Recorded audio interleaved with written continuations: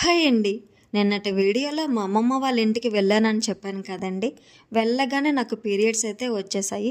ఈ టైంలో ఎందుకు అందరిని అక్కడ ఉండి ఇబ్బంది పెట్టడం అని తిరిగి మా ఇంటికే వచ్చేసానండి.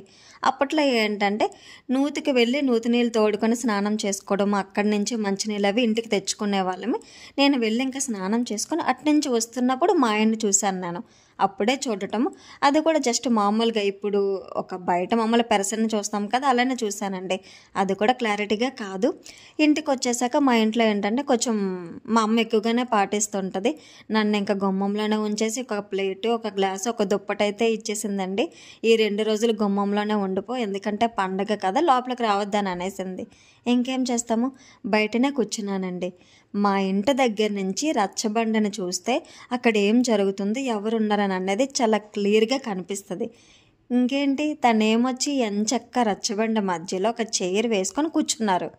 ఇటు మా ఇంటి వైపు చూస్తున్నారో, లేదంటే మా ఇంటి పక్కన రోడ్డు ఉంటది, అటువైపు చూస్తున్నారో, నన్ను చూస్తున్నారో నాకైతే అస్సలు అర్థం కాలేదు.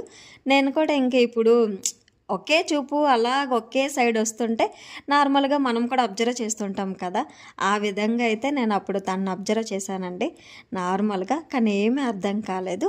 మరి నెక్స్ట్ ఏమైందో నేను రేపటి వీడియోలో అయితే చెప్తానండి. Bye bye.